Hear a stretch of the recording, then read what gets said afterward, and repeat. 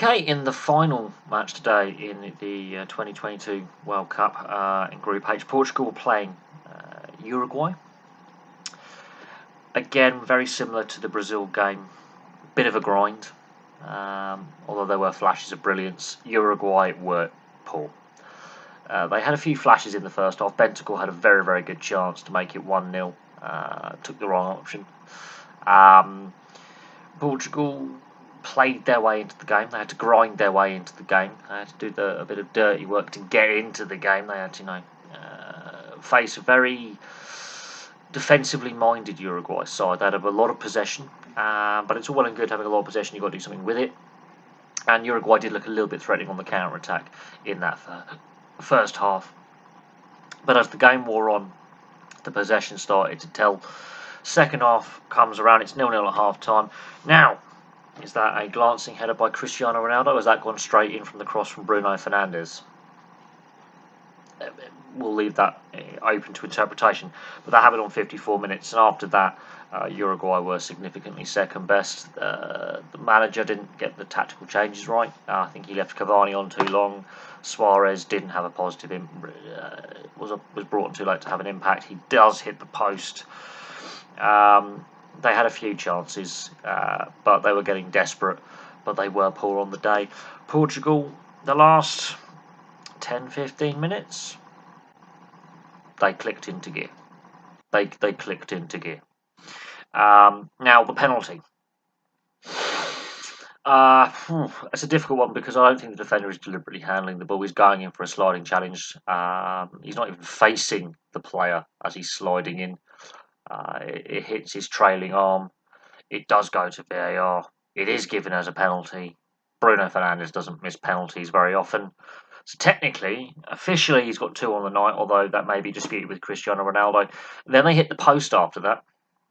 They could have had 3 or 4, Portugal, which I think, considering this wasn't the best match and was a bit more of a grind than the Brazil game. But at the same time, Uruguay completely fell to pieces. They were really poor as the game went on. And they've made their lives difficult to get out of the group by failing to beat South Korea in that opening game of the group. So they've got to play a Ghana team that looks like it could be a feisty encounter.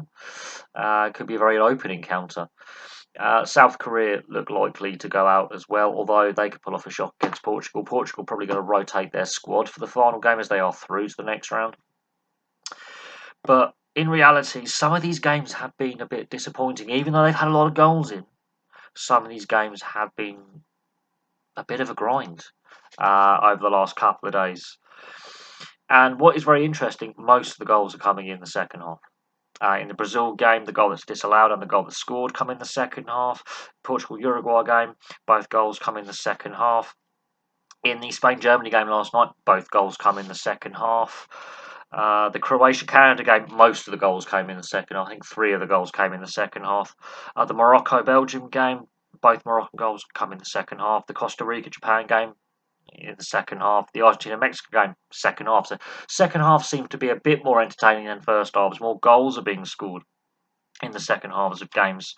I think in most of them, the France-Denmark game, all 3 goals in the second half. The Poland-Saudi Arabia game, okay, 1 of the 2 goals in the second half.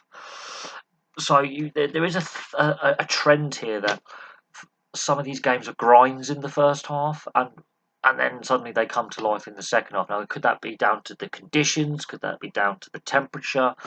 The fact there's later kickoffs? Could that have something to do with it? I find that very, very interesting. There's very few early goals in matches. I think there's only been a handful of goals scored within the first 10 minutes. Most goals come, if they are going to come in the first half, about midway through, about 25 to 35 minutes.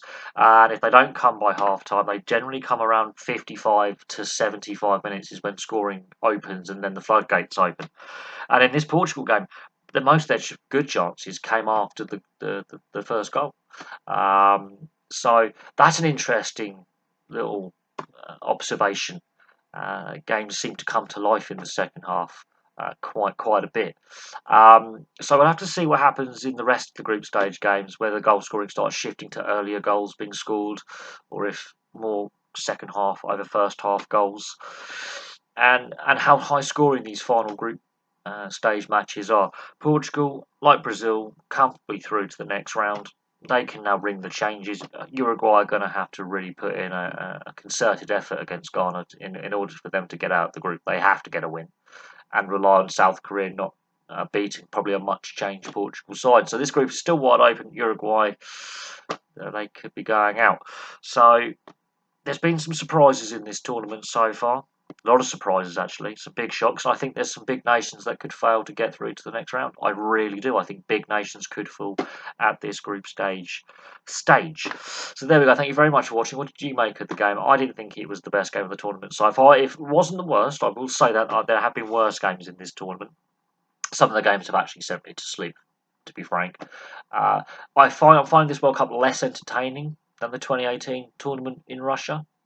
Again, personal observation. Other people may feel differently. But that trend of goal scoring, with more goals being scored in the second half, especially late on over goals in the first half, and very few early goals in games, is very, very interesting. We'll see if that trend continues or changes. Anyway, thank you very much for watching. Please place your thoughts in the comment section below, and I'll have some more video content for you very, very soon.